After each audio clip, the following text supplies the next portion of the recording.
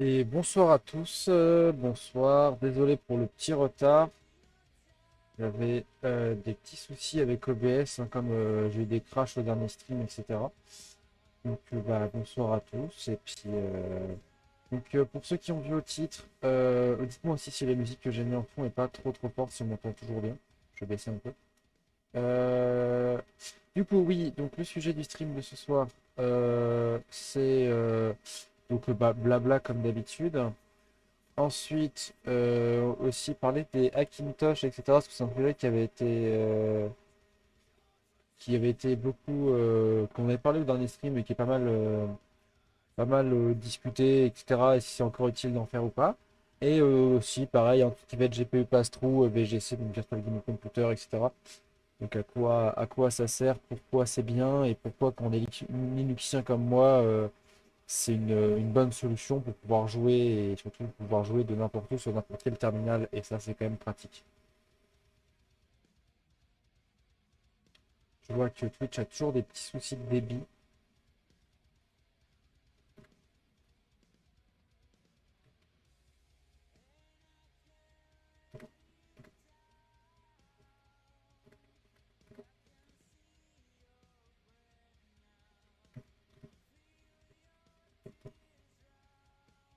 Ça, je vais juste attendre que du coup Twitch comprenne ce qui se passe, que j'ai des petits bugs de Twitch.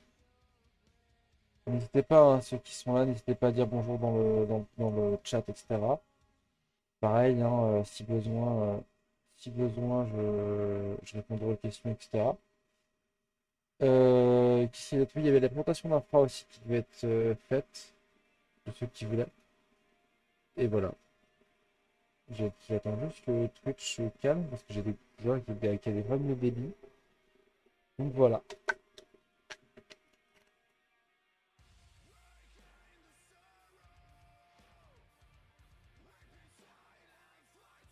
Et j'espère surtout qu'on ne prend pas trop dans le bruit, enfin dans le fond des serveurs.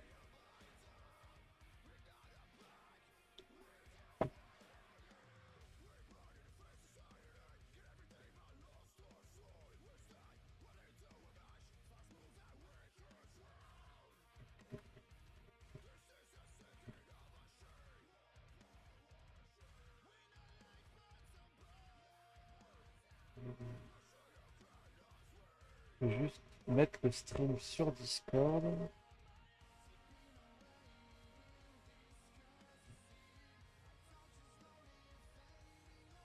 Je crois que j'ai des bugs avec Chrome. Je crois que les dernières versions de Chrome ne sont pas les versions les plus stables du monde.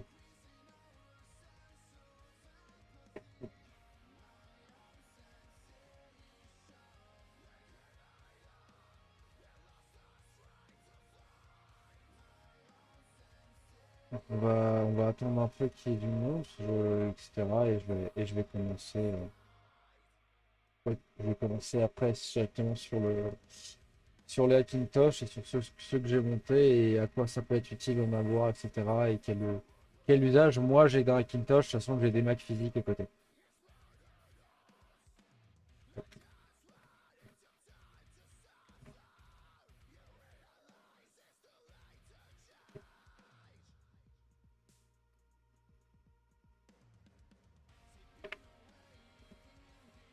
Salut Abdullah,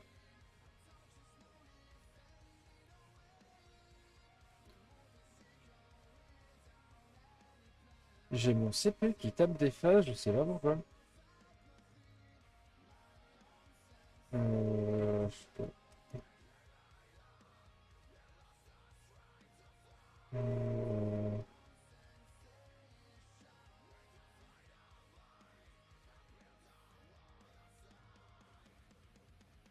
ouais, c'est OBS qui. Je crois qu'OBS, ouais, il a du mal. Je comprends pas trop ce que je lui demande, mais bon, on va voir. On va voir ce qui s'y passe. Ça va et toi, juste la chaleur, MDR. Mais non, non, sinon ça va. Ah si c'est bon, je vois que Twitch a enfin compris qu'il y avait des problèmes de débit. En plus, il n'y a pas grand monde ce soir, ça se voit que c'était le merguez d'aujourd'hui, parce qu'il n'y a pas grand monde et il n'y a pas l'équipe de d'habitude. Hop, je vais juste remettre sur, sur Twitter le stream pour ceux qui ont demandé, histoire qu'ils aient le lien. Hop,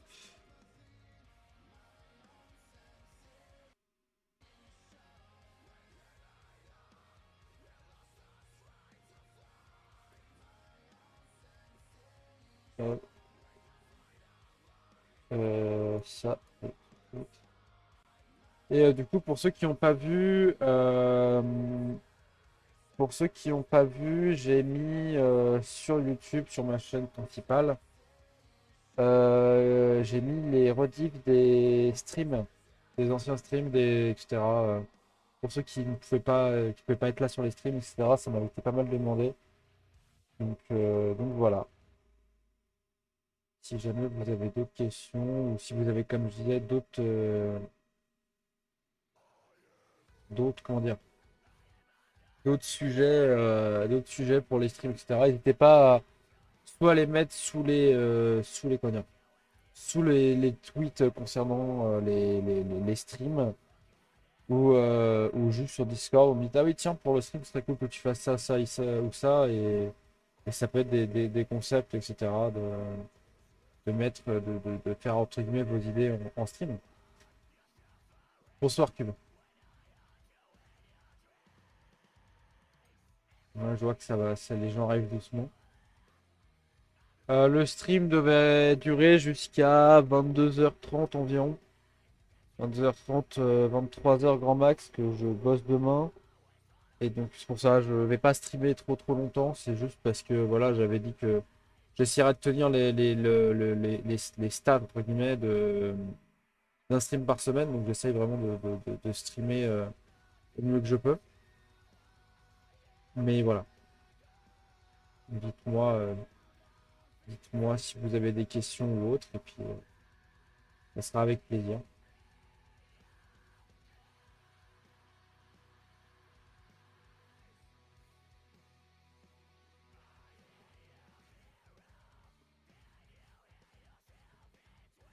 C'est pareil, hein, si vous avez des sujets, on va dire, de stream beaucoup plus, ou des choses que vous allez voir, que vous voulez voir, mais plutôt côté hardware ou côté. Bah, sinon, j'ai des sujets, etc. Mais euh, il va peut-être dire que je saoule avec mon PC.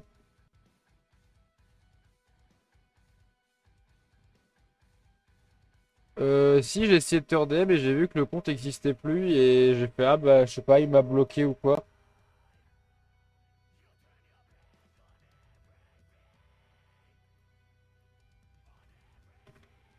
Mais non, j'ai essayé, mais je sais pas si t'étais sur Discord ou pas, mais sur Twitter, j'essaie de te renvoyer un message et j'ai fait ah bah soit il m'a bloqué, soit machin, soit truc. Donc non, j'ai pas trop, je me suis pas trop posé la question de ce qui se passait, etc. Donc j'ai fait ouais bah je verrai plus tard. Mais du coup pour les mini PC, j'ai trouvé un broker qui m'envoie un lot, qui me vend des lots pas chers. Donc non, merci, mais du coup, j'ai trouvé un broker entre-temps qui vendait les références que je voulais. Donc voilà. Je tape des M73 le Lenovo, je les tape à 45 balles avec 4 Go de RAM et un CPU de base.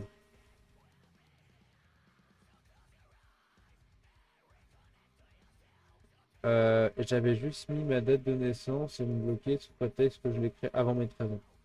Bah, si t'es un enfant, après, c'est pas mon problème. Je rigole hein, en disant ça. Mais dans le sens où, non, non, oui, oui, t'inquiète, bah, refollow-moi Twitter et envoie-moi un message et ça sera bon, il n'y a pas de t'as besoin de parler, mais du coup, non, non, du coup, j'ai trouvé un broker à Paris qui me les vend pas cher. Parce que j'avais un broker à Nantes qui me vendait des mini PC, mais il a plus que du HP et vu que vous connaissez ma passion pour HP, voilà, je l'ai pas pris. Je prends que du Dell ou du Lenovo, mais le problème des mini PC Dell, c'est qu'ils sont extrêmement chers.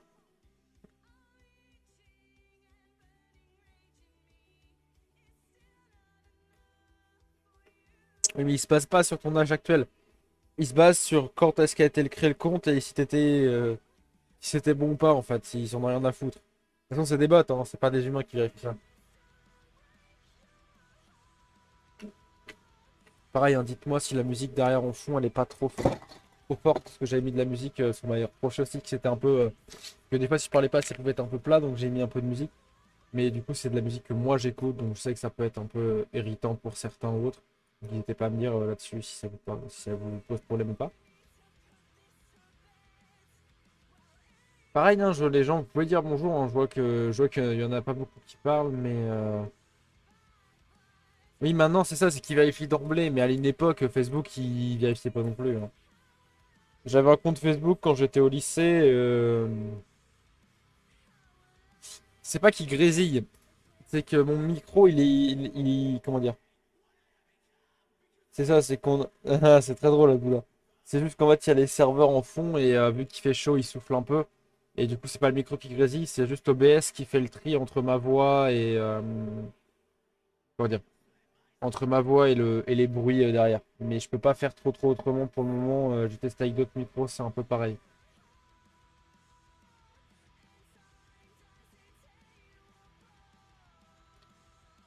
Mais oui, oui, ça, j'avoue que je suis pas là-dessus. Mais il faut que j'investisse dans un vrai micro, mais ou faut que je retrouve mon Blue Yeti, mais sinon.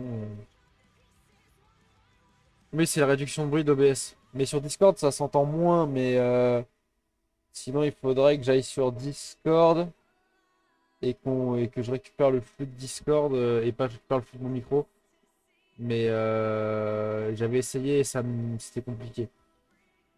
Mais non, non, c'est dû au serveur en fait qui fait que c'est qu'on entend des bruits alors qu'en fait, il n'y a pas de bruit. Il n'y a pas tant de bruit en fait. Enfin, il n'y a pas tant de bruit. C'est pas le micro qui a chier, c'est ça que je veux dire. Donc voilà. Est-ce que vous avez des questions ou est-ce qu'on peut commencer sur... c'est pas moi qui vais faire des lives sur des N42, Abdullah. Moi, le réseau, ça me casse les couilles, comme j'ai déjà dit, donc c'est pas moi qui vais te faire ça. Moi, je fais pas de réseau. Il y a des gens bien plus compétents et intéressants au niveau réseau, et non, non, moi, le réseau, c'est la partie vraiment que j'aime pas, donc je fais pas de live sur du réseau.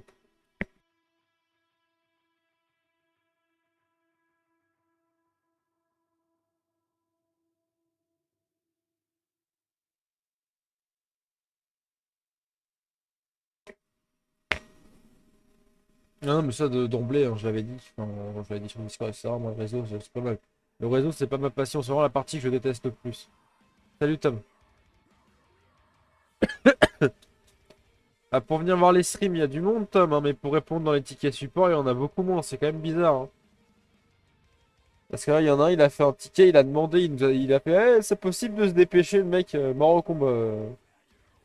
Mort au combat, t'as plus de nouvelles dans le ticket, donc ça fait 4 fois que je le relance, mais bon, après, au bout d'un moment, il y en a certains, je pense qu'ils vont aller,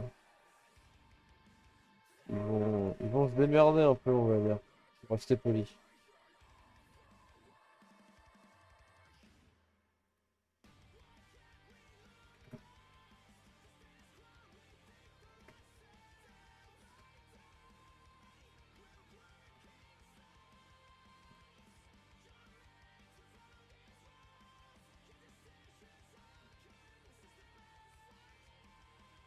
Ça s'appelle.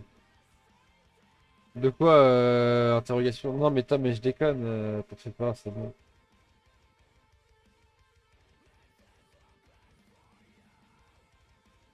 Non, c'est juste qu'il y a un mec qui a fait un ticket support et que le mec, il a un peu. Il a un peu pas réagi, quoi.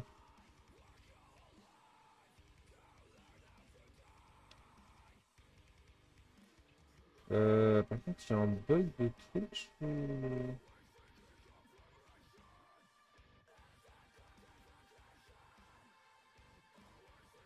Ok, d'accord.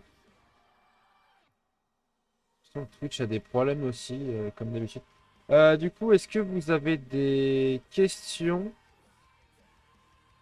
ou on peut commencer sur les sujets du Hackintosh et que je donne mes avis et après qu'on passe sur la pratique? Merci Akviada Photographie pour pour le follow. C'est vrai qu'on commence à être pas mal dans les follow, les streams, ça avance bien, je suis content. Je vois que ce que je fais vous intéresse et ça c'est cool. Je fais pas tout ça dans le vide. Donc du coup, dites-moi si on avance sur le sujet ou si vous avez d'autres questions avant. Je vous laisse me dire ça dans le chat. 73 moi sur mon écran de retour. Tab. Bon, on va commencer du coup. Je vois qu'il n'y a pas d'objection. Du coup, pourquoi un Kintosh c'est bien, pourquoi c'est pas bien? Et quels sont les usages? Pour moi, un Hackintosh, c'est pratique. Et à la fois, ça l'est beaucoup moins qu'avant. Dans le sens où un Hackintosh, en fait, c'était bien à l'époque où en fait les Mac renaient sous Intel en fait. Parce qu'en fait, quand tu avais du Intel sur ton desktop et que tu avais du Intel sur ton Mac, en fait, c'était utile parce que tu disais juste, bah, j'installe un système qui est différent et fin quoi. Mais dans le sens où maintenant, le fait que Apple ait ses propres puces et du fait que il y a quand même un gap d'efficience et un gap d'optimisation, hein, parce que savoir que les derniers OS, là on est sur les derniers OS qui vont être pleinement supportés par Intel, enfin par les noyaux Intel. Je sais pas si vous voyez ce que je veux dire, mais dans le sens où d'ici quelques années, je pense, les Mac M sont sortis en 2020. On est en 2023, dans 2 ans, plus aucun Mac Intel sera soutenu. Donc en fait, pour moi, le Hackintosh est un peu sur sa fin de vie. Parce qu'en fait, ou sinon, il faudra acheter des PC ARM en fait open, hein. Je dirais que par exemple, si tu veux te faire un Hackintosh Pro, entre guillemets, tu prends un CPU Humper avec de la DDR5 et là, tu vas commencer à pouvoir faire du Hackintosh dessus. Mais faut attendre que les softs type OpenCore et autres soient compatibles. Mais pour du Hackintosh traditionnel Intel, je vois que c'est utile, mais on va dire pour des bases de test ou, par exemple, ce qui est moi mon cas sur du Hackintosh, c'est du Hackintosh virtualisé, comme vous pouvez voir sur l'écran. C'est du Hackintosh virtualisé et c'est pas les dernières versions de macOS. C'est par exemple si vous avez un vieux soft Mac ou par exemple un vieux soft Mac pour plein de raisons, hein, un vieux soft de son, un vieux soft de crack d'iPhone, comme de jailbreak ou autre, imaginons. Un soft qui est que sur macOS et qui est que sur une vieille version de macOS, bah en fait ça permet de avoir un vieux système Mac en VM sur un hyperviseur traditionnel type Proxmox ou VMware ou whatever, tu vois, et qui permet en fait d'avoir une machine de test qui ne dépend pas d'une machine physique Apple en fait. Moi par exemple je sais que j'ai des Mac en physique, hein, j'ai du Mac mini M2, j'ai du Mac mini Intel x86, j'ai du MacBook, MacBook Air, MacBook tout court, bah, iMac, enfin, j'ai un peu tout le setup Apple, par exemple, je vous le fais sur Twitter, vous voyez le matos que j'ai. Mais dans le sens où, en fait, le Hackintosh est pratique que si vraiment soit tu as besoin d'avoir un macOS parce que tu veux, par exemple, du Final Cut ou tu veux un soft spécifique Mac qui n'existe du coup pas sous Windows, et là, du coup, tu as ça, mais tu as le problème de pas avoir d'argent, pas forcément de pas avoir d'argent, mais le problème de finance, de pas vouloir acheter un Mac juste pour ça. Donc tu dis, bah, je vais me faire un dual boot Hackintosh sur mon PC. Mais du coup, le problème du Hackintosh sur machine physique, c'est qu'en fait, t'as des limitations hardware, en fait, même si tu en as de moins en moins, mais tu as toujours des limitations hardware, de sens où ta carte réseau, elle va pas passer, ou avec que telle version de macOS. Par exemple, la plupart des PC portables du commerce d'il y a quelques années étaient compatibles que Hackintosh Catalina, si tu voulais vraiment avoir toutes tes options qui fonctionnaient. Sinon, après, il fallait bidouiller, il fallait mettre des adaptateurs pour mettre une carte réseau de Mac dans un PC traditionnel. Mais c'était vraiment du bidouillage. Après, je trouve que pour moi, avoir du Hackintosh en machine principale et machine physique, c'est non. Pour moi, le Hackintosh doit rester une machine de bricolage, une machine de lab. Je dis pas qu'il faut forcément que c'est une machine virtuelle, hein, ça peut être une machine physique ou autre. C'est pas un souci. Mais il faut juste que ça soit vraiment une, pas que ce soit un outil de production en fait. Je sais pas si vous voyez ce que je veux dire. Pareil, hein, n'hésitez pas à me poser des questions, à me couper, que je fasse pas juste un monologue, hein, ça sert pas à grand-chose. Le but, c'est que ce soit un échange. Et si vous avez des questions, ça serait que je puisse y répondre.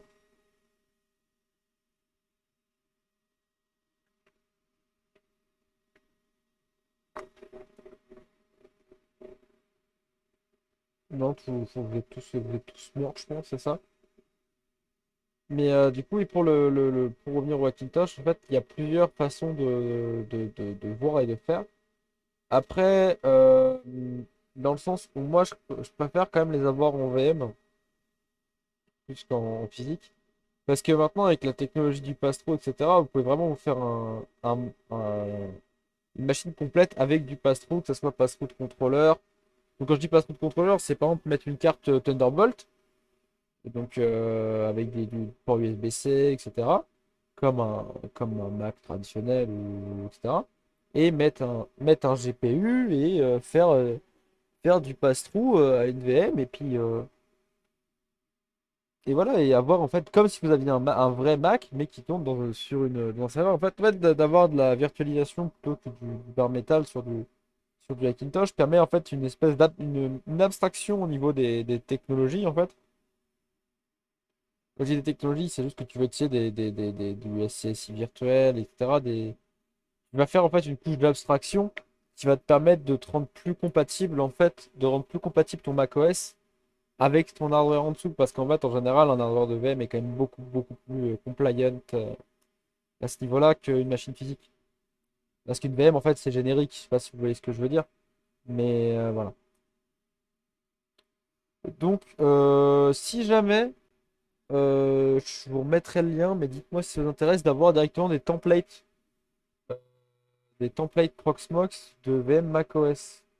J'en ai quelques-unes, et donc dites-moi si ça peut vous intéresser ou pas.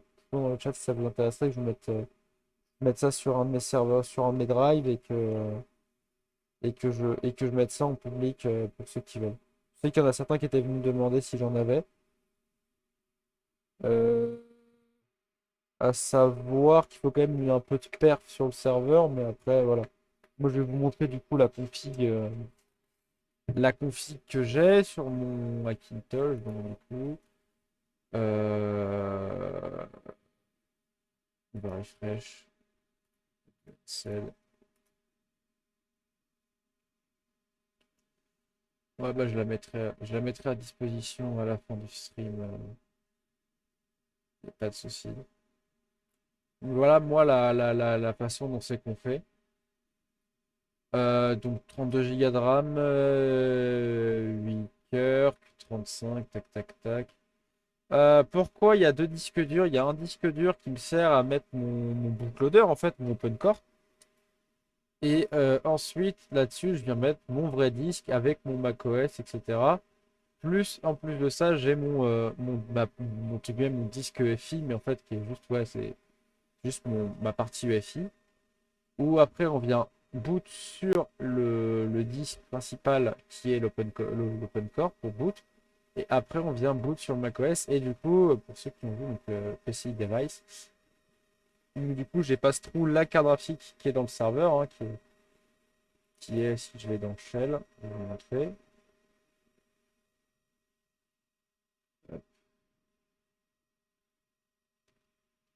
Hop, si vous voyez bien, la carte graphique qui est dedans. Pardon, qui est une R5 230 en 2 Go, mais voilà. Pour l'instant, c'est ce que j'ai mis dedans, mais vu que j'ai une version de macOS un peu récente, elle a pas de driver, donc elle fonctionne, mais il n'y a pas trop de drivers, donc je suis avec des drivers un peu qui sont pas les drivers officiels macOS.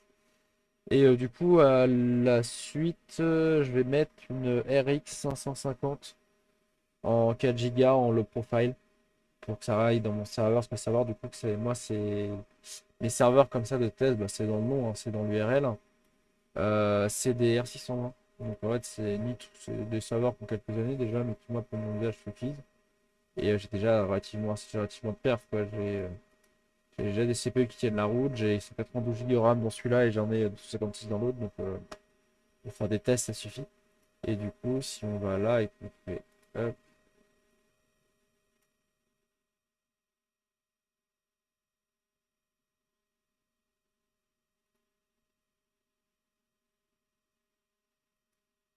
hop, j'ai hop, la VNC elle a un peu de mal par contre. Là, si chez vous ça bug aussi.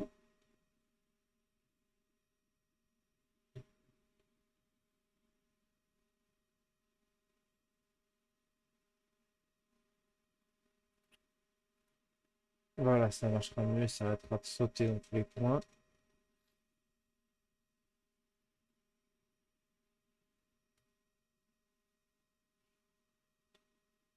Voilà.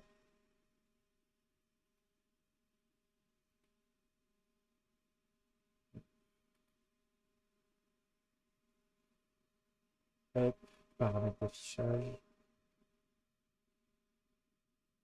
À savoir que du coup, quand vous faites du GPU pass-through, en fait, il y a plusieurs paramétrages qui peuvent être faits. Et vous pouvez mettre votre...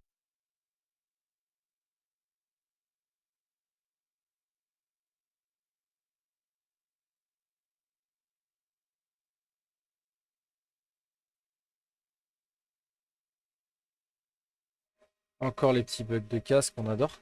Je disais du coup, quand vous faites du GPU pass-through, en fait, vous pouvez cocher l'option de la mettre en primary, etc. Et du coup, c'est ce qui permet en fait de... Ah, mais vous voyez pas la console, vous. C'est pour ça que ça me... Ok, d'accord.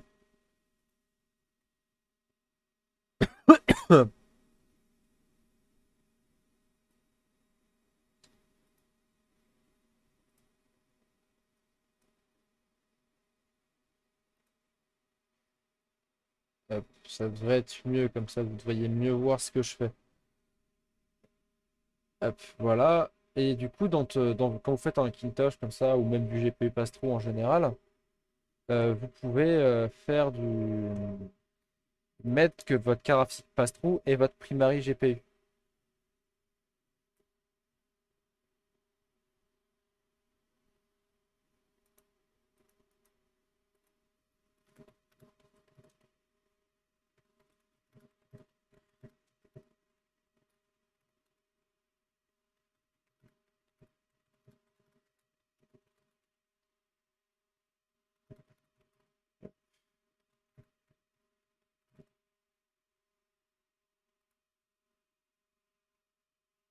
Hop, merci Kevin pour le follow. Tac. Son Twitch, merde. Quoi. Donc du coup, oui, je disais pour le GPU pass-through, en fait, soit vous mettez sur votre... vous utilisez la VNC comme vous faisiez, ou vous en servez en prise en main à distance. Ça, vous pouvez venir directement dans votre, quand vous paramétrez votre GPU Astro, venir mettre votre GPU en tant que primary GPU et du coup venir mettre vos displays en fait dessus. Et par exemple, moi je sais que j'ai un ami qui est en fait en GPU Astro, mais pour sa chaîne principale. Et en fait, du coup, il a deux CG et il a une CG pour une VM, une CG pour sa VM de jeu. Et en fait, il vient juste changer les inputs de ses displays au niveau des displays. Et après, il vient juste. Il a passe-through aussi un contrôleur USB à ce PC-là. Et en fait, il vient juste changer ce qu'il a des périphériques MX Master. Et en fait, il vient changer le profil. En fait, il a deux contrôleurs. Et il vient changer les profils au niveau de ses souris. Et en fait, il a juste à cliquer sur un bouton, il passe d'un PC à l'autre. Et en fait, c'est la même workstation en dessous. Ce qui est très pratique quand tu veux optimiser ton workflow. Mais voilà. Bonjour Kevin. Et du coup, moi, je sais que pour l'instant, je sais que cette carte graphique-là, enfin ce que j'ai mis, elle gère aussi le display externe. Après, c'est dans un serveur qui est dans la baie, sachant que mon Pro Display, parce que oui, du coup, j'ai un Pro Display, c'est juste, pas les derniers, mais c'est juste avant.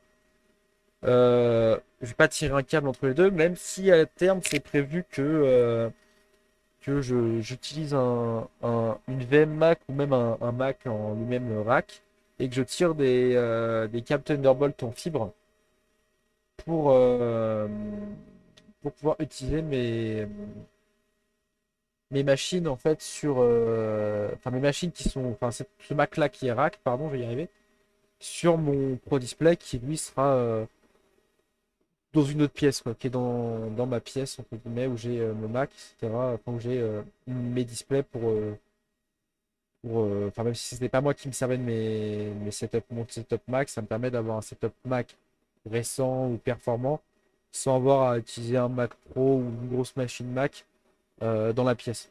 De déporter en vrai de rassembler tout le compute au même endroit et d'avoir que les périphériques et les displays au niveau des postes de travail. Voilà. Ça va, un peu chaud, mais sinon ça va.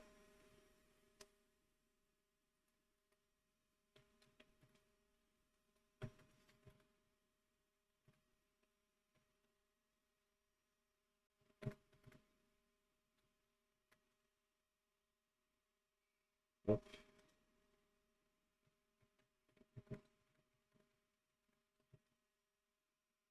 Voilà, et si vous avez des questions, n'hésitez pas, parce que je vois que vous êtes sur le stream, mais que personne parle, donc je me sens un peu tout seul, hein, je vous avoue.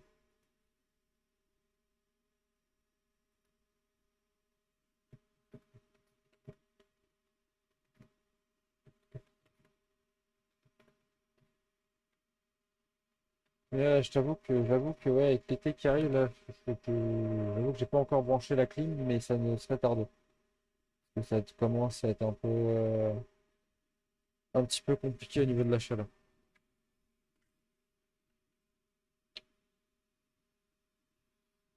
C'est pas drôle, Kevin, c'est juste qu'en fait, avec le bruit des serveurs, c'est un peu compliqué en fait, et du coup, OBS a du mal à trier mais entre ma voix et les machines.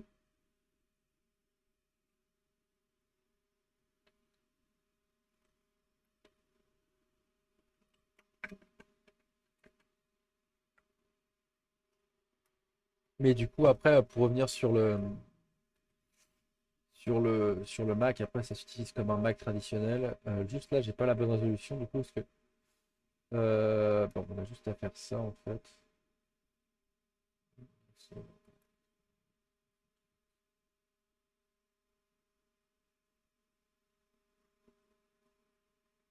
Ah, j'ai pété un truc. Non, si c'est bon.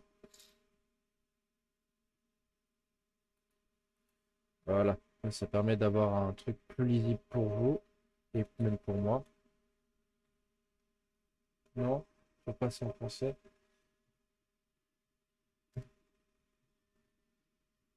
Voilà. Non, j'ai expliqué ça, Kevin, au début du stream, mais t'étais pas encore arrivé. C'est pour ça.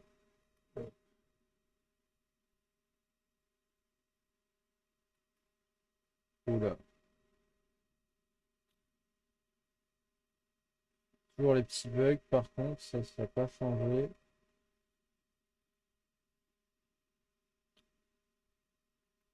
Ouais, par contre, ouais, comme là, vu que j'ai pas les de bons drivers. Non, t'inquiète, Kevin, non, c'est pas un reproche. Euh, Ouais, j'ai des bugs de. Vu que j'ai entre guillemets le GPU. Vu que j'utilise un GPU tiers sur une VNC, en fait, j'ai des bugs de résolution. Genre, j'ai la résolution qui se. Je sais pas si vous avez vu là.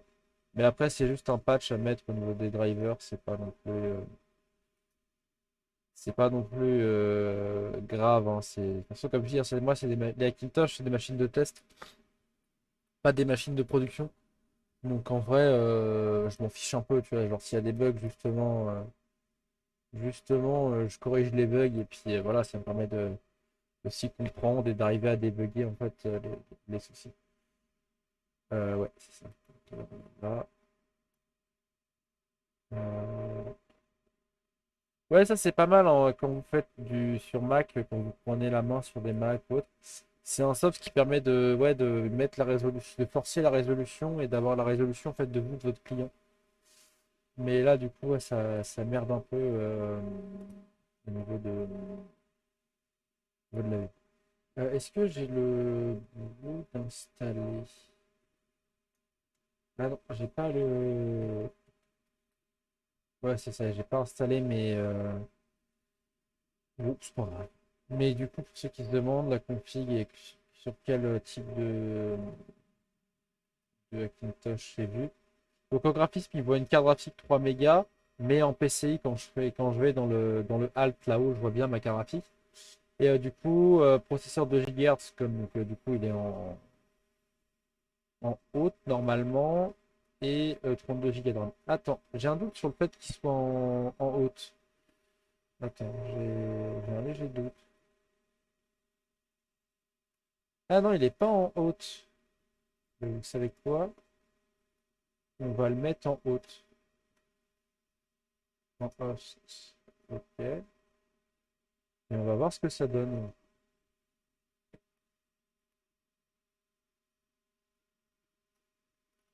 Ça affiche. Attends.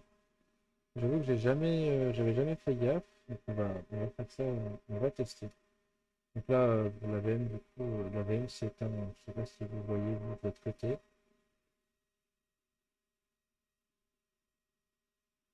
Hop,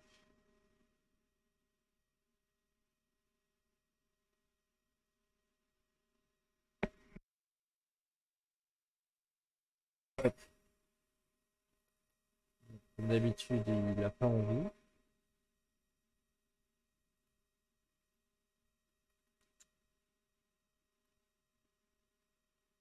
Donc, on va recommencer, parce qu'il n'a pas voulu prendre en compte.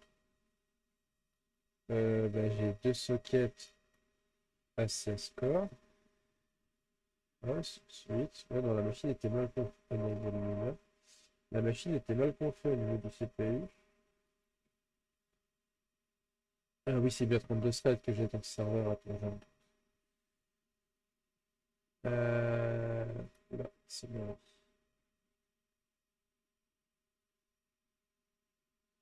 32 threads de 2 Go. Hop.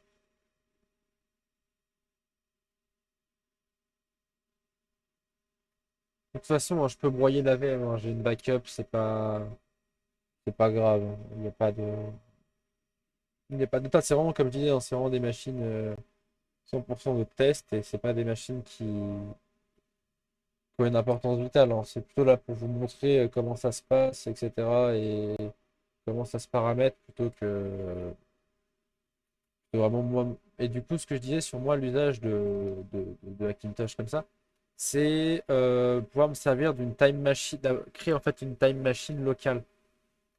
Ça me permet en fait d'avoir une VM avec macOS, donc avec la technologie Time Machine que je peux enable dessus, qui permet d'avoir une Time Machine locale, mais que moi après cette machine-là, je viens la backuper pardon, comme n'importe quelle VM Proxmox, et ça me permet en fait d'avoir, je répondais après Kevin. Et ça permet en fait d'avoir une machine, à la fois une machine qui est dans le monde propriétaire Apple, et à la fois une machine qui est dans le monde, on va dire, plus simple, plus libre, qui va être dans la, ouais, ça, qui va être dans l'écosystème Linux et macOS, on va dire, pas macOS, mais dans les systèmes Linux, Proxmox et autres. Et en fait, je vais pouvoir backuper la VM comme n'importe quelle VM Proxmox. Du coup, si tu veux la réponse à la question, donc du coup, Lord, 20 ans, bonjour, enchanté. J'ai quoi comme parcours scolaire? Donc moi, j'ai un bac pro maintenance et équipement industriel que j'ai eu en 2020. J'ai eu un BTS SEO et CSR que j'ai eu grosso modo en même temps. Après, j'ai arrêté. Du coup, sur les études, ça m'a toujours cassé les couilles. À savoir que j'ai tout fait en alternance. Donc, du coup, techniquement, sur mon diplôme, sur mon CV, j'ai un bac plus 2. Mais j'ai toujours bossé dans des grosses. J'ai bossé dans une grosse boîte. Après, j'ai bossé dans une plus petite boîte pour des raisons d'horaire et de santé. Et là, je pars de cette dite boîte pour aller ailleurs. Je sais pas trop encore. Je vais pas trop dire là où j'ai des portes ouvertes. Mais techniquement, j'ai les mains dans un PC depuis que j'ai 10 ans. Donc 11 ans, pardon. Ça va bientôt faire 10 ans que j'ai les mains dans un PC. Mais non, non, je reste juste un passionné et un mec qui aime bidouiller et puis qui aime apprendre. Donc voilà. J'espère avoir répondu à ta question.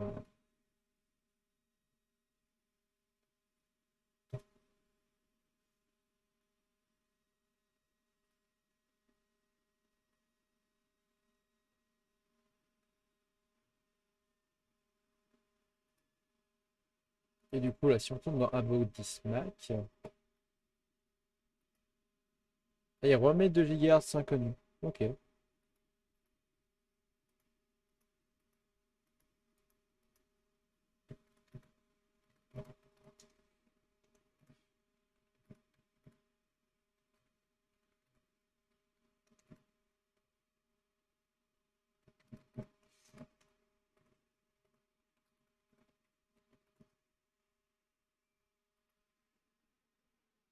Ok. Pareil, hein, pour ceux qui sont là, si vous faut, n'hésitez pas à, à venir sur le Discord, à me follow sur Twitter, etc. Je poste souvent mes actifs ce que je fais, du matos, etc. Donc il n'y a pas de. Genre, je partage ce que je fais au jour, les petits problèmes, les petits machins. Voilà. Je vous ai mis le lien du Discord. Pardon. Je vous ai mis le lien du Discord dans le chat pour ceux qui veulent. Mais voilà. Est-ce que vous avez des questions sur ça, sur d'autres choses? N'hésitez pas, hein, à poser des questions.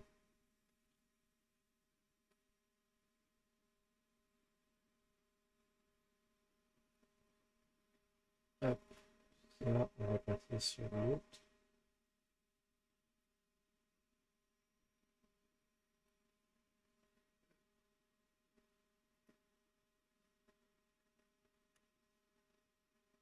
Alors, mon CPU qui fatigué. Je sais pas ce qui se passe. Alors, j'ai vu que mon PC après le stream, j'ai l'impression d'avoir plein de bugs.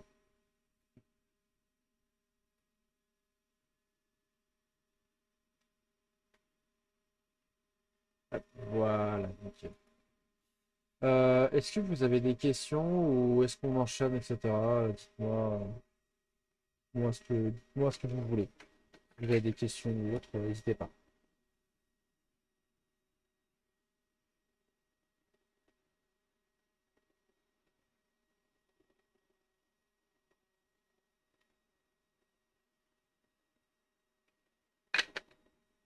J'ai l'impression que ce soir vous dormez tout, je sais pas si c'est parce que vous avez école demain ou si machin. Je sais qu'on est dimanche soir, mais non, d'habitude vous êtes un peu plus actif, on va dire, aux questions et autres. Je sais pas si c'est qu'il y a une latence de fou entre ce que je dis et en gros entre ce que je stream et ce que vous voyez sur Twitch. Je sais pas, mais parce que j'ai pas de retour plus que ça. Euh,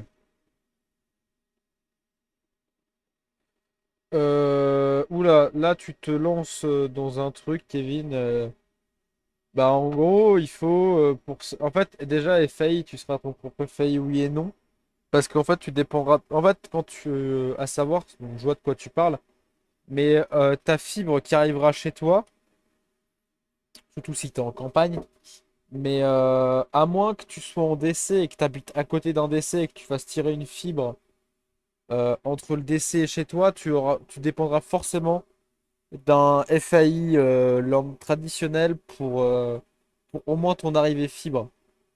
Par exemple, ce que tu peux faire, enfin ce que tu pourrais faire, ouais, c'est ce que je fais, pardon,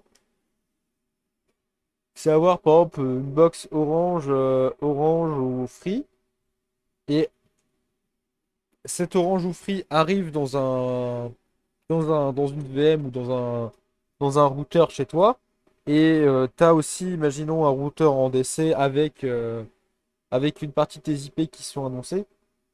Je schématise hein, pour ceux qui vont voir ça en stream, enfin en rediff ou autre. Je schématise exprès pour qu'ils comprennent, hein. Je suis pas là pour des techniques, mais grosso modo, tu vas me faire un tunnel entre ton routeur en DC et ton routeur chez toi, et du coup, tu utilises tes IP tes IP à toi, tu vois.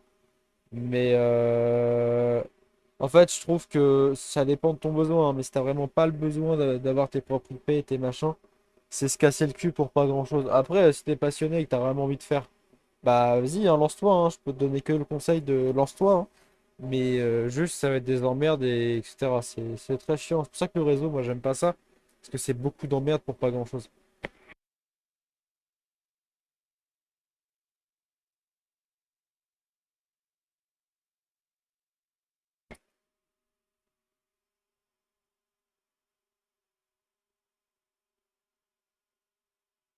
Non, mais chapeau, je sais, j'ai expliqué les problèmes de son. Mais le problème, c'est que là, je peux pas faire autrement, en fait.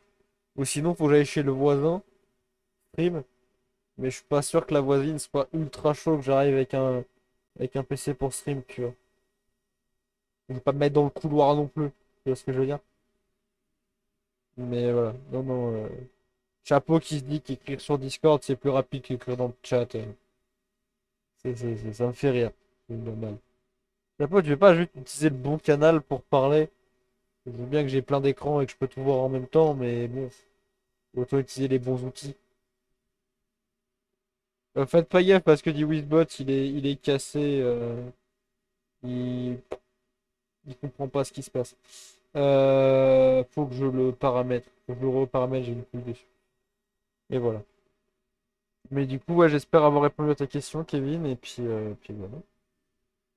Est-ce que d'autres personnes ont d'autres questions ou pas?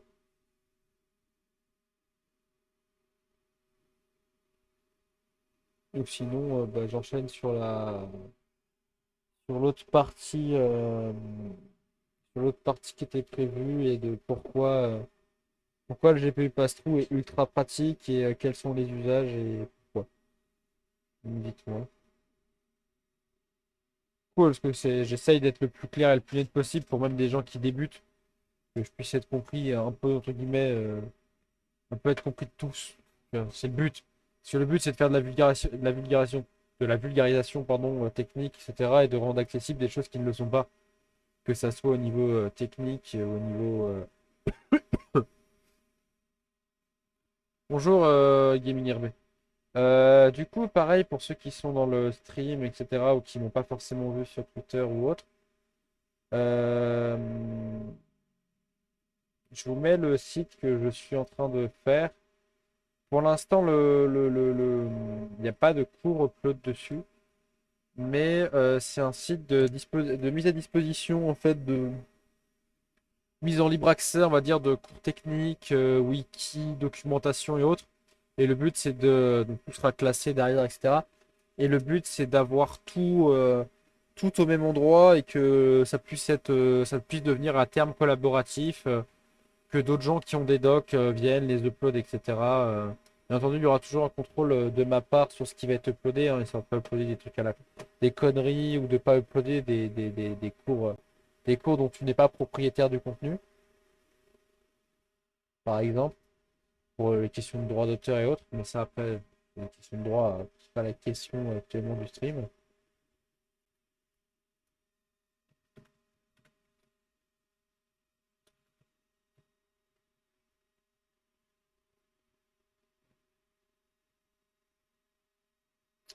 De toute façon, que mon ordi complet bug, ça me casse les couilles. Mais voilà, donc je sais pas si vous avez d'autres questions, du coup, je vois qu'il y a des gens qui join, etc. Donc est-ce que vous avez d'autres questions ou est-ce que j'enchaîne sur pourquoi le VGC est pratique et qu'est-ce que ça ouvre comme porte et qu'est-ce que ça permet? Non, personne, du coup j'enchaîne, c'est bon. Du coup, qu'est-ce qu'un VGC, à quoi ça sert, pourquoi, etc. VGC, en fait, c'est le même principe. Enfin, c'est ce qu'on va appeler vulgairement un Shadow PC, en fait. Mais alors que Shadow, c'est une techno, c'était une boîte avant, bon, rachetée par OVH maintenant.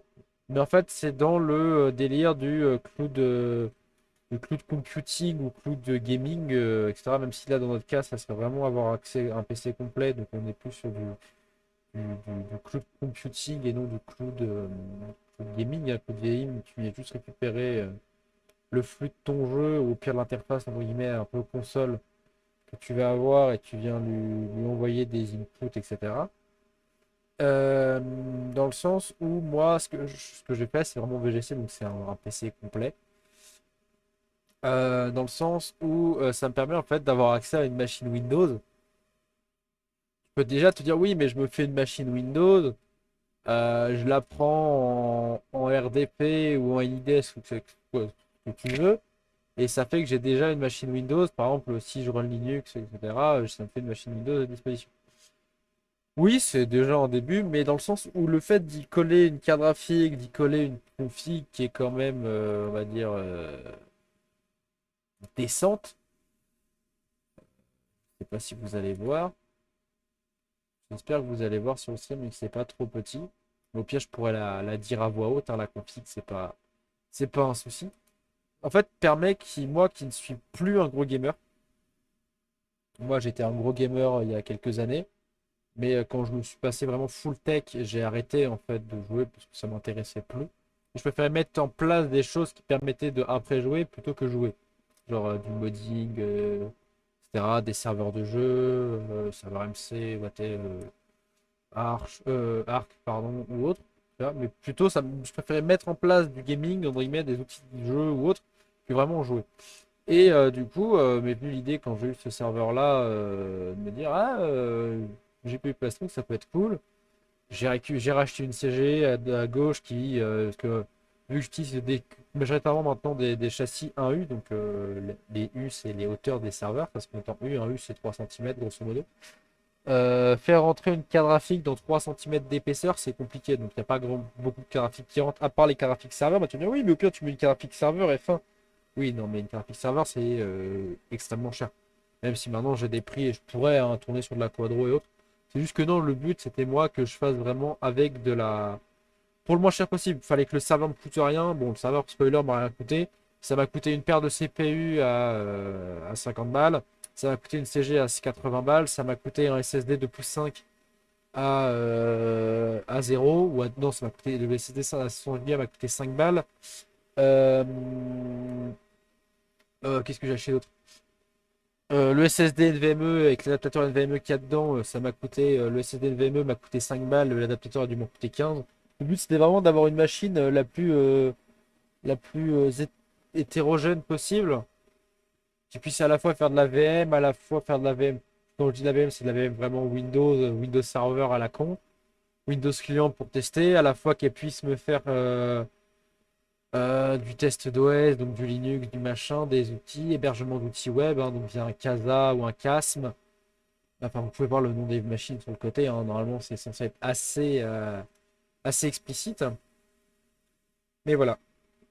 Et en fait, d'avoir fait cette machine-là, cette machine-là avec ce GPU, me permet, via un outil qui s'appelle Parsec, bon, c'est un Anydesk sous stéroïde, me permet de récupérer le flux de cette VM-là et de pouvoir jouer en fait sur n'importe quel terminal.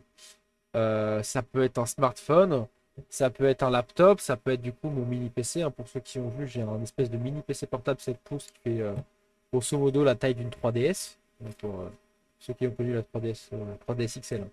Ceux qui ont connu, c'est un peu plus épais, mais t'as un écran, voilà, hein, c'est le même gueule qu'une GPD Win, hein, pour ceux qui connaissent, mais vraiment format plutôt laptop, pas format PSP ou autre. Vraiment format laptop. Parce que moi, c'est ce qui me convient le mieux pour mes tests, qu'il me faut un clavier full, accessible, etc. Et de base, c'est une machine de test. Ouais, je m'égare. Et ça me permet en fait de pouvoir jouer un peu de n'importe où. Et si, par exemple, ce qu'il faut savoir, c'est que du coup, dans ma chambre, etc., j'ai un vidéoprojecteur avec des enceintes, etc. Mais vu que le PC, en fait, qui me sert pour le vidéoprojecteur, c'est pas un gros PC, parce que dans le sens où comment dire, où le PC qui est dedans, c'est un Dell Optiplex 990 avec une CG AMD 1 Go. Enfin, c'est une petite machine qui me sert juste à être connecté au réseau de la maison pour des partages NFS et partages Samba. Il me sert juste à récupérer des films pour les mater au projo. C'est pas une machine de guerre. Mais maintenant, avec cette machine-là, du coup, j'ai installé par ses clients, etc. Sachant que toutes mes machines run Linux, hein, en fait, j'ai aucun Windows, j'ai plus aucun Windows physique à la maison. Donc, si je vous parle d'une machine physique, c'est que c'est un Linux qui run dessus. Linux, je dis Linux au global, mais on pourrait dire Debian, parce que j'ai quasiment que des Debian qui run dessus. Si j'ai du Fedora à côté sur mon mur d'écran, je vais avoir du Arch sur du laptop, etc. Après, oui, il y en a qui utilisent Parsec pour faire du jeu enfin, des jeux à la Mario Party, Overcooked ou autre truc du genre. Par exemple, à quoi ça peut servir d'autre ce genre de machine? Autre que jouer, ça peut être pour des applications lourdes. Par exemple, des applications de CAO qui run que Windows, où là, du coup, tu te fais une machine plus énervée, machin, etc. Ou faire comme a fait mon pote que je disais, là, lui, il a fait du coup du GPU pass-through, mais il récupère directement les inputs de la VM en local. Il n'y a pas d'histoire de ça passe par le réseau, c'est vraiment comme si c'était branché sur son PC. En fait, le GPU pass-through, etc., permet en fait une ouverture de plein de possibilités, en fait, que ce soit sur le côté, on va dire, divertissement personnel, que ça soit... en fait, le fait de centraliser sur un serveur t'ouvre plein de portes. Si par exemple, tu veux faire du travail collaboratif, là, je vais prendre un exemple. Bon, c'est le seul serveur, pas de vertu que j'ai, c'est con. C'est par exemple, j'ai un ami qui est lui sur serveur, donc on divague un peu du sujet, mais ça reste dans l'usage de pourquoi les serveurs c'est bien. En fait, il a un serveur, et vu qu'en fait, du coup, il fait de la vidéo, hein. Il se reconnaîtra, je pense, je lui enverrai l'extrait du stream. Il se reconnaîtra. Dans le sens où, en fait, lui, il fait de la vidéo, mais tu vas me dire, oui, mais je pense qu'il a un PC qui est capable de faire du montage. Il a un PC qui est capable de faire du montage. Ça, il a un PC gamer de ouf, il a un Mac, il a ce qu'il faut. Il a tout ce qu'il faut. Mais dans le sens où, vu qu'il est avec plusieurs autres monteurs et qu'il est un peu, chacun fait sa partie, si tu dois dérusher, commencer le montage, envoyer le remontage au B, à la personne B, à la personne C, machin, truc, ton montage il met 3 fois plus de temps, tu fais que de compresser, décompresser, donc tu perds en qualité. Alors que là, en fait, ce que tu fais, c'est qu'il y en a un qui dérush, qui upload sur le serveur, et après, tu as ton logiciel de montage, et chacun vient faire sa partie, son machin, et le serveur il run en 24/7, et chacun fait sa partie. Ce qui permet en fait de centraliser sur un serveur, et ça c'est ultra pratique. Là, tu vois, c'est un serveur physique, ça pourrait très bien être une VM avec du GPU pass-through ou machin, enfin. Juste que pour son usage, il voulait un serveur complet où il avait un all access qui runait Windows. Enfin, en gros, c'est une personne où je suis propriétaire du châssis du serveur, mais je suis propriétaire du matériel, mais lui a fait sa vie avec, tu vois. C'est le but, c'est qu'il me dit, tu me prépares une machine, tu me la racks, tu me la raccordes, tu m'envoies les accès de ceci, cela, et voilà. Oui, mais c'est ça, hein, merci de dire que je suis pas bête, ça me fait plaisir quand on me le dit. Mais dans le sens où ça permet en fait d'éviter que chacun bosse dans son coin, en fait. C'est de toute façon à l'ère du travail décentralisé, dans le sens où chacun bosse de chez lui, etc. Je vais dire vulgairement, le cloud, en fait, est une nécessité dans le sens où si chacun bosse dans son coin, le jour où tu livres soit pas dans les temps, soit pas ce que le client demandait. Je parle en connaissance de cause. Le mieux, c'est de tout le monde travaille sur la même machine, qui soit hébergée, ça peut très bien être une machine qui est hébergée dans ta boîte, hein. Genre, tu une boîte de, je sais pas, on va dire que tu es une boîte d'archi. Tu es une boîte d'archi, tu as tes workstations qui tournent au bureau, dans une baie, workstation rackable, tu as ta baie de workstation, machin. Et chacun bosse sur son terminal. Mais par exemple, tu peux dire, en gros, tu peux dire, toi, Michel, tu fais le global, tu fais les dimensions, tu fais la. En gros, tu fais on va dire, tu veux faire un immeuble, tu viens faire l'immeuble aux formes.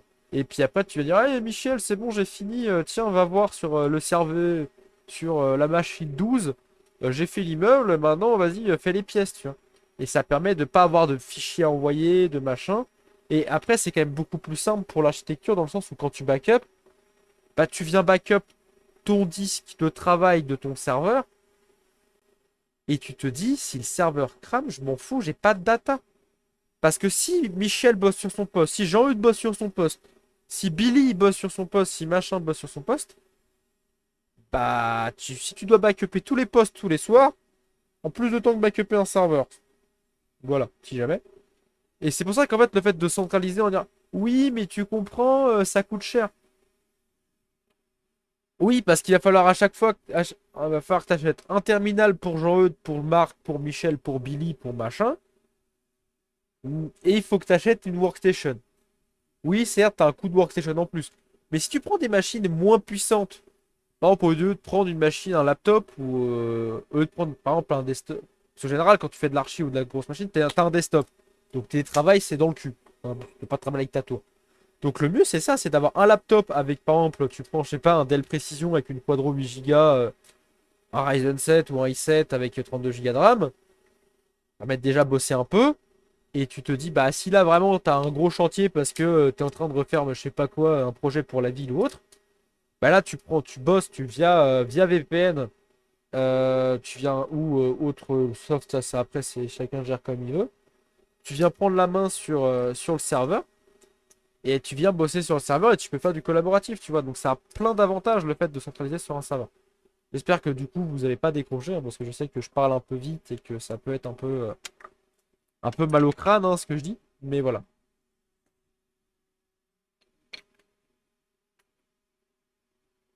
J'espère du coup que j'en ai pas perdu trop sur le bord de la route. Je vois que vous êtes connectés, je vois le nombre de gens que vous êtes sur le stream, mais il n'y a personne qui parle. Donc, je pense que je vous ai tous endormis, c'est ça?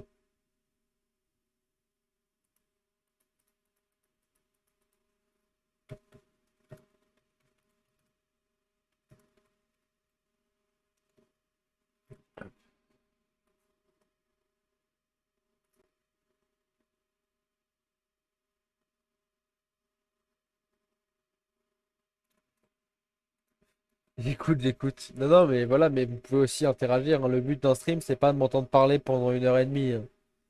Parce qu'au bout d'un moment, voilà, je me connais, je sais que des fois je peux être casse-couille et que je peux aussi divaguer, hein, vaguer. Ah, on rigole. Euh, fatigué.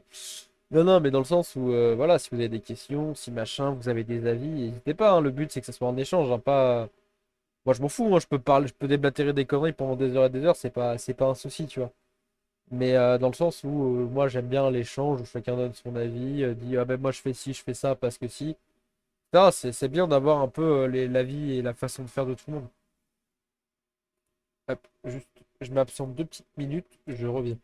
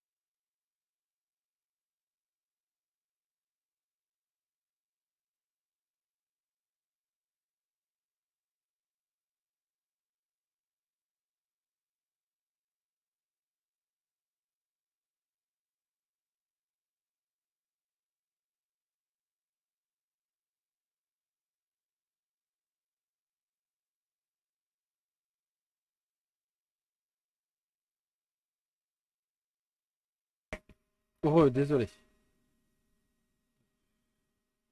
Est-ce que du coup vous avez des questions ou est-ce qu'il y a des gens qui ont des choses à dire?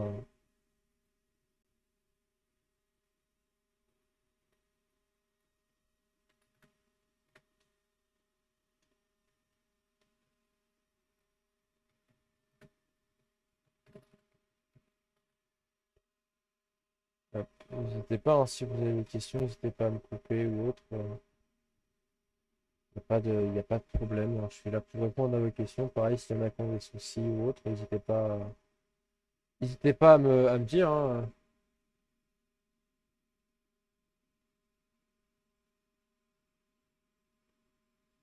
Bah, KVM, en vrai, c'est une techno qui est approuvée, hein. Xbox, c'est ce que ça use, etc. Il n'y a pas de. euh, Voilà, après, chacun.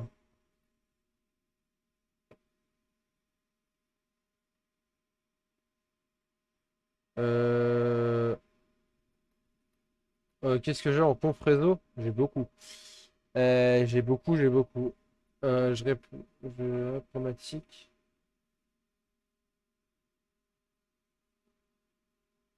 Fait cracher. Le fait. La problématique que j'ai avec mes patrons, c'est le fait de cacher le fait que ce soit une machine virtuelle. C'est-à-dire, je comprends pas ce que tu veux me dire, Dark Eagle.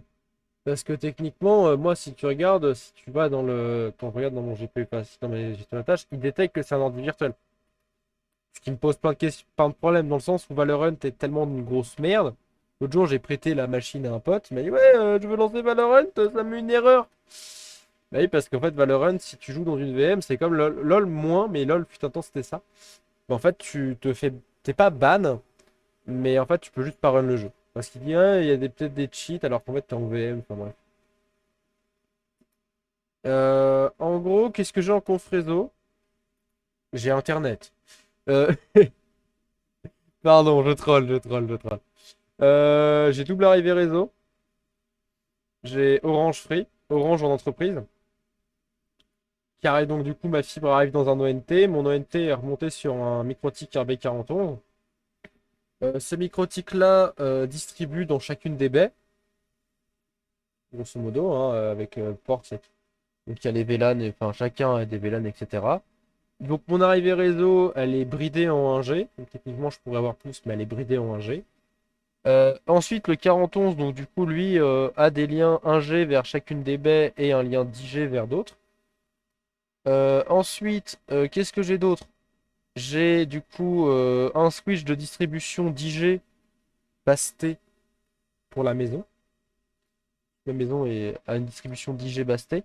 J'ai un autre switch qui me sert pour la maison, enfin, qui est coupé pour la maison, mais qui me sert en fait les ports qui me sert en port DJ fibre.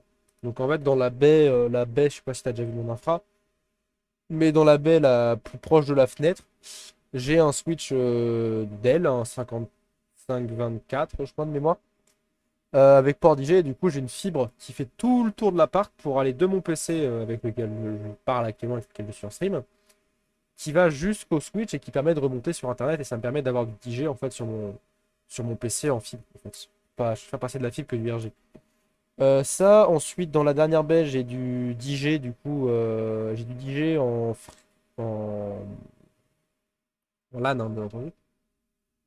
J'ai j'ai du DJ, j'ai un switch 40G, hein, j'ai un Arista 7032 QX, je crois. Et j'ai un doute sur la ref. Et du coup, pareil, sur la dernière baie, vu que c'est la baie qui me sert de colocation, en fait, j'ai une double adduction réseau.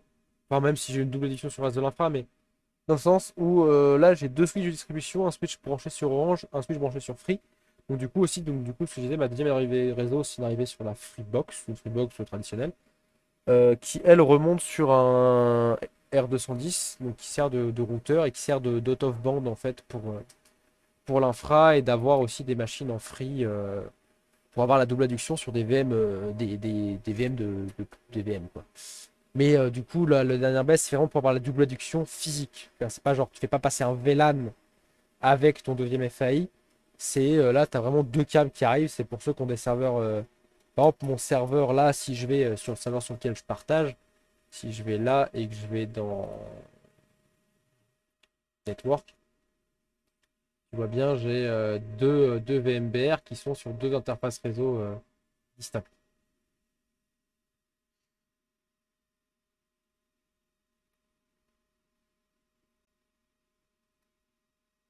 Justement, apparemment, il est possible de cacher le fait que ce soit une machine virtuelle.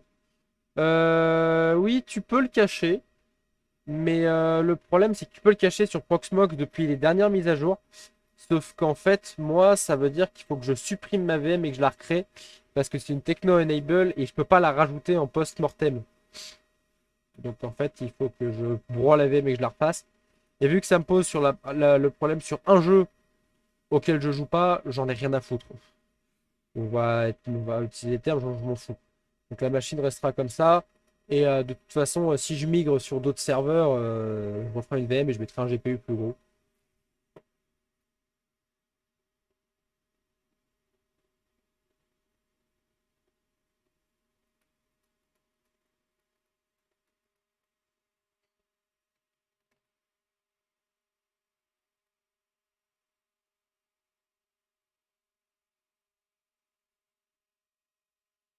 Et, voilà. Et j'espère du coup, bon, je vais t'appeler photographie parce que sinon ça va être compliqué, que j'ai répondu à ta question de niveau network.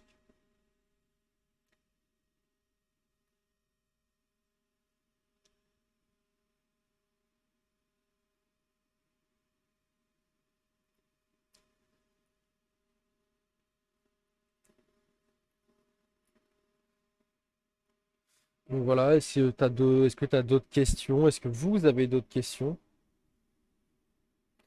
Et voilà, n'hésitez pas, hein. N'hésitez pas si vous avez d'autres questions, si des interrogations sur moi, ce que je fais, l'infra, à quoi sert l'infra, les projets à venir, etc. Là, j'ai d'autres projets qui arrivent qui sont pas mal fun. Mais c'est pas mal fun, mais ça prend plus de temps que prévu. Parce que je dois aller chercher une baie, hein, pour ceux qui ont suivi. Je dois chercher une baie, sauf que j'ai du mal à m'organiser avec le mec chez qui je dois aller la chercher. Avec qui je dois aller la chercher.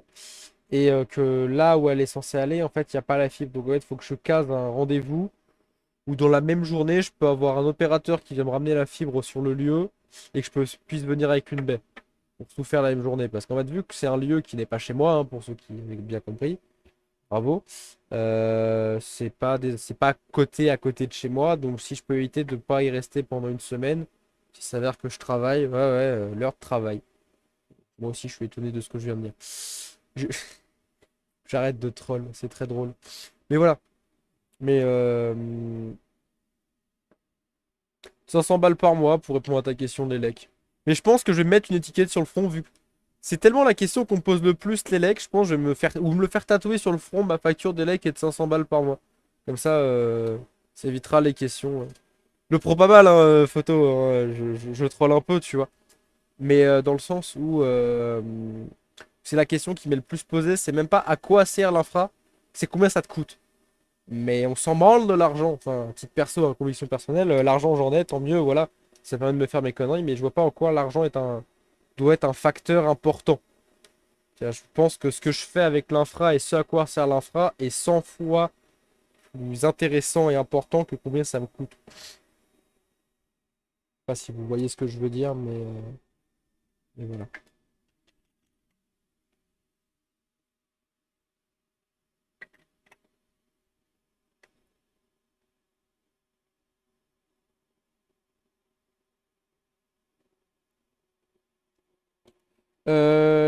Chapeau, je sais pas si t'es sur le stream ou je t'enverrai la rediff. Je te vois écrire, faut qu'il achète un micro. Oui, oui, c'est ce que j'ai dit il y a genre une demi-heure. Il fallait que j'achète un micro. Mais juste, bah, il faut que je l'achète en fait. Mais c'est juste que pour l'instant, j'ai d'autres choses à acheter et que pour l'instant, vu le stream que je fais, là, c'est juste exceptionnel parce qu'il y a les bruits de serveur vraiment forts parce qu'avec la chaleur. Mais, mais voilà, après, oui, oui, mais c'est juste que. En fait, dans tous les cas, je peux pas mettre de micro sur pied. Il faut vraiment que je mette un micro sur pied qui vient ras ma bouche parce que sinon, t'auras le même problème.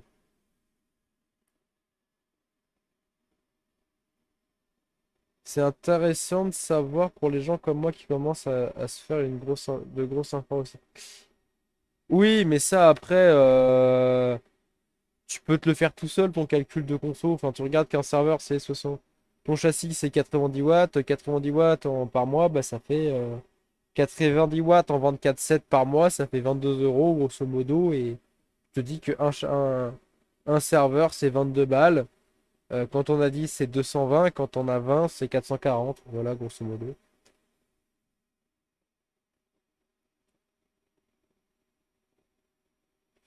Oui, mais après, moi, j'ai des R900, hein, donc j'ai des serveurs quadri-socket.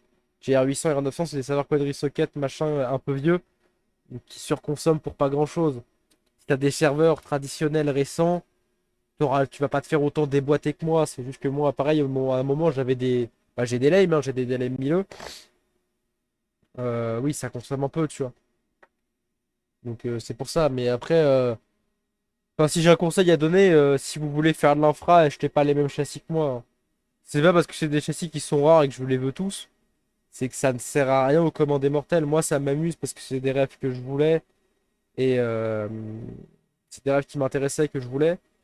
Mais après, voilà, si tu veux vraiment faire de l'optimiser, c'est même pas le mieux ce que je vais faire. Le mieux, c'est d'avoir des châssis 1U, R620, R630. Donc, si tu prends du R620, tu prends des CPU V2. Si tu prends des 630, tu mets du V3 ou du V4. En gros, on s'en fout. Tu mets des CPU qui consomment pas trop, tu mets beaucoup de RAM, tu mets machin, tu mets du storage, tu mets trois quatre serveurs ensemble et t'as de quoi déjà faire joli, t'as de quoi t'amuser, tu vois. Mais encore une fois, ça dépend de ton besoin, ça dépend de ton oseille au moment T. Parce qu'à savoir, si tu achètes des vieux serveurs, imagine, tu vas acheter des R610 avec des x56 90, imagine, tu vois. Ouais, il y a un mec qui me vend un 610, 192 Go de RAM, BX5, non, BX56 75, il me le vend 150 balles. Tu vas dire, c'est pas cher, t'as 192 Go de RAM, t'as 24 threads. Oui, d'accord. Mais en 4 mois, t'as payé, en 4 mois, la conso de ton serveur, c'est le prix que t'as payé le serveur, tu vois. 430, oui, c'est bien, mais après, c'est bien, c'est... Oui, c'est pas mal, 430, c'est des bons débuts, quoi. C'est des châssis, c'est des châssis entrée de gamme plus en AU, en Ubisocket. Ça suffit, quoi. Mais oui, oui, après, il n'y a pas de... C'est très bien pour commencer, mais après, faut pas commencer avec du trop vieux. Et surtout, si j'ai un conseil à donner, même si je suis pas la meilleure personne du monde pour le donner, ça sert strictement à rien d'acheter des trucs overkill, en fait. Ça sert à rien d'acheter un truc que tu vas utiliser à 5%. Là, il y a tous les gars qui vont clipper ça parce qu'ils vont être en mode ah, il dit l'inverse de ce qu'il fait. Oui, mais parce que moi je m'en fous, ça m'amuse et parce que moi de base je suis un passionné d'hardware.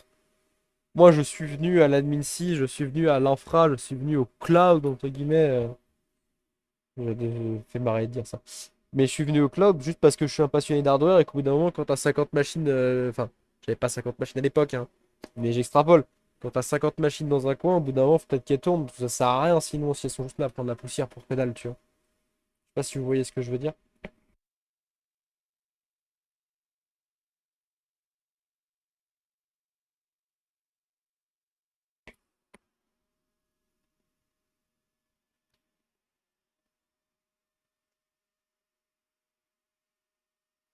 Est-ce que vous avez d'autres questions ou d'autres choses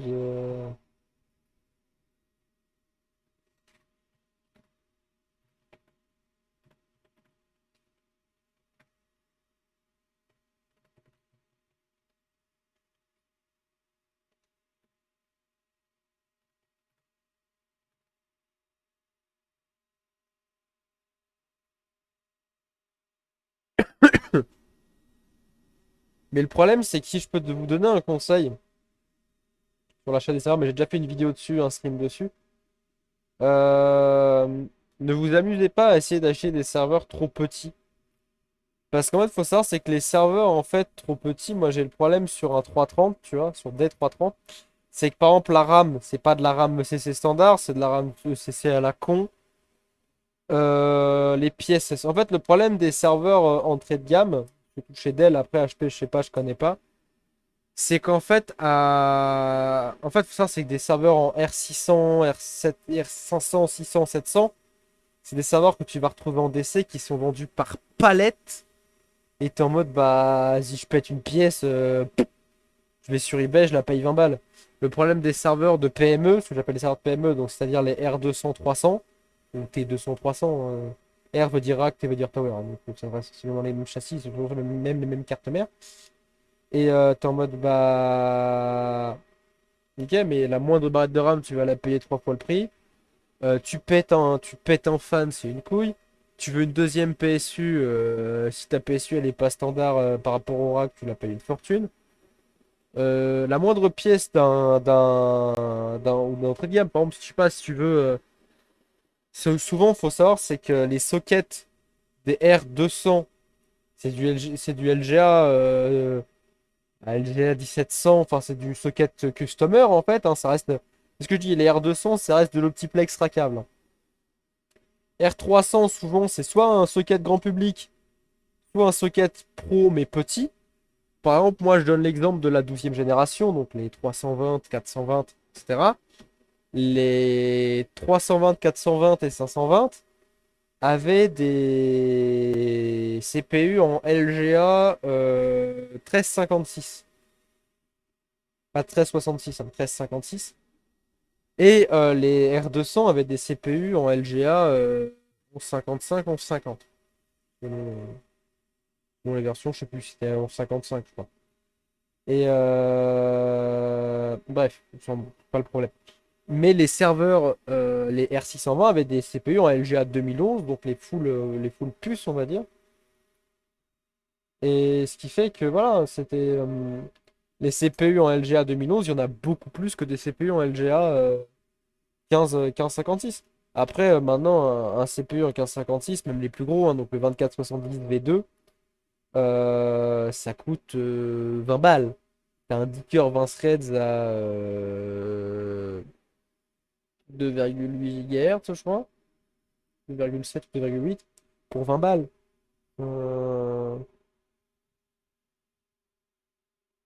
oui. Mais voilà, après, chacun sa vision des choses, etc. Mais juste, faut éviter de faire des économies. Si je peux donner un conseil, si tu veux une infra qui dure, faut éviter de faire le radin d'emblée, parce que sinon, en fait, ce que tu vas acheter, tu vas le garder 6 mois, ça va te casser les couilles et tu vas le remplacer. Bon, voilà, est-ce que vous avez d'autres questions?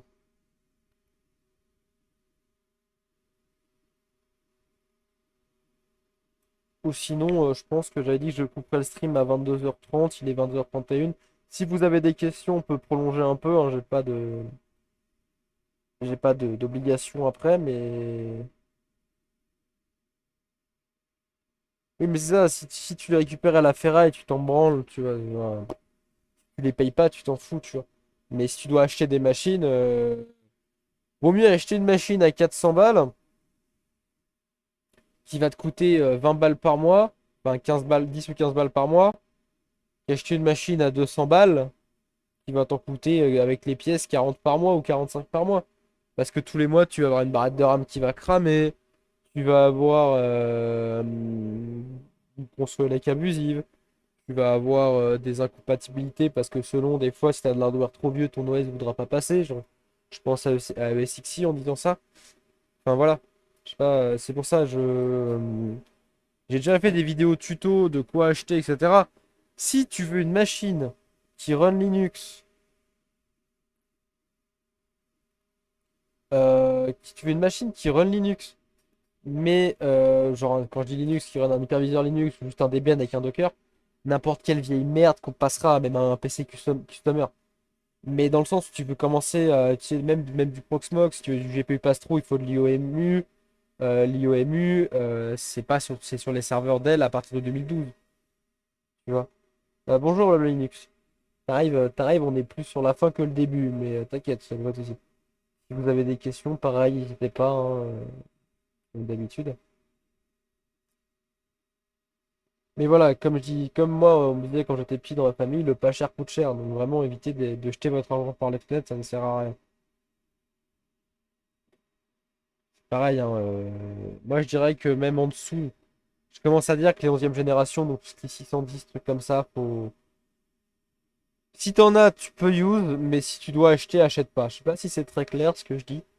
Mais non, non, moi mon 710, mon 610 je l'ai vendu, mon 710 je l'ai vendu. Et mon 710 qui était en Northsight a été remplacé par un T330 que j'ai payé une misère. Bon, je l'ai eu sans RAM. J'ai trouvé de la RAM sur eBay. Mais, mais dans le sens où, ouais, j'ai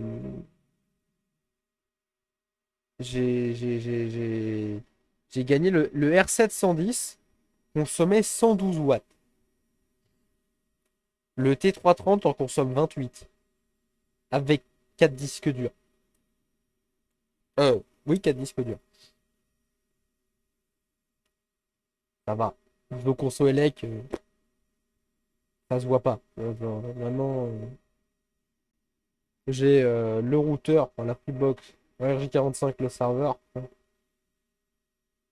vraiment, Pardon. Mais non, après, voilà, si t'as un serveur. C'est pareil, si t'as un serveur qui est allumé de temps en temps, etc. Ça dépend en fait de ton usage, encore une fois. Si tu veux un serveur qui te sert à bidouiller les week-ends, les machins, les trucs, oui, tu peux prendre un truc qui consomme un peu parce qu'il n'est pas allumé 24/7. Si tu veux de l'infra qui tourne 24 heures sur 24, 7 jours sur 7, oui, il faut commencer à regarder, vraiment optimiser sur la console elec, la machin, la truc, tu vois. Mais pareil, mais des fois, je vous dis, hein, c'est ce que je dis, pareil, à des gens sur LGP, etc. Si c'est vraiment pour du bidouillage ou quoi, vous me demandez, je vous fais une VM chez moi, enfin via LGP, hein, voilà, je vous fais une VM et puis amusez-vous avec. Puis au moins, c'est ça, c'est que moi j'ai un ami, ce qu'il a fait, c'est qu'il avait un serveur chez lui, il sommet, et en fait, il avait plein de machines de test, et il avait trois services, grosso modo, qui étaient up en permanence. Mais je lui ai dit, sois pas con.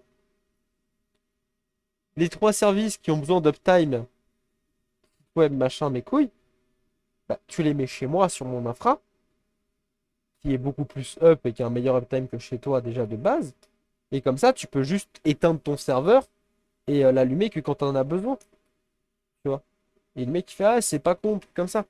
C'est quand tu as la possibilité d'avoir quelqu'un qui peut te filer une VM, enfin moi, de te filer un VPS, etc., pour faire tes affaires, entre guillemets, publiques, ça te permet que chez toi, en fait, tu n'as pas besoin de run ton serveur, ça consomme pas d'élec, ça consomme pas de bande passante, t'as pas de risque de faille, entre guillemets, sur un serveur éteint, il y a moins de risque qu'il se fasse attaquer qu'un serveur qui est allumé, tu vois l'idée?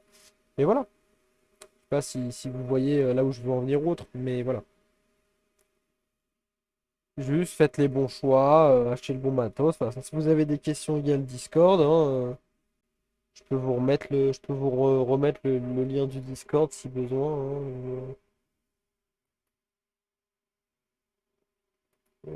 hop,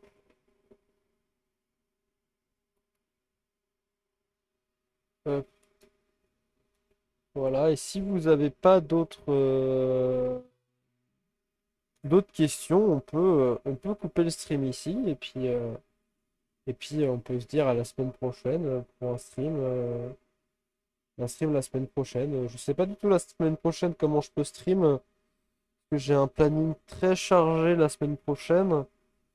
Donc je sais pas, je pense streamer, mais ça sera un soir du week-end, je pense, mais plutôt soit vendredi soir, soit dimanche soir. Je ne sais pas du tout encore. Mais voilà, pareil, hein, comme je disais, pour ceux qui nous ont rejoints au cours de route, si vous avez des idées de stream, soit vous les envoyez sur Discord et vous me pinguez, soit vu que je lis tous les messages, etc., vous me les envoyez sous comment dire, un des messages Twitter, un des posts Twitter où je parle de ma chaîne Twitch ou des streams, et puis vous m'envoyez ça, et puis il y a pas de souci, parce que moi je sais que j'ai des idées, mais si vous avez d'autres idées, d'autres sujets que vous voulez aborder, etc., ça peut être une bonne idée. Donc voilà. Donc du coup, bah, je pense qu'on peut s'arrêter là. Je sais pas, je vois que personne donne signe de vie, donc dites-moi. Et puis voilà. Donc je vais. Oh bah, on va attendre une minute, parce que du coup, ça fait 1h20, ouais, faire un compte rond de stream, enfin 1h30 de stream. Euh, À la semaine prochaine. Mais voilà, après, si, à moins qu'il y en ait d'autres qui aient des questions de dernière minute, etc. Mais je pense que j'étais relativement complet sur les sujets que j'ai abordés. Mais voilà, après, dans tous les cas, il y aura la rediff.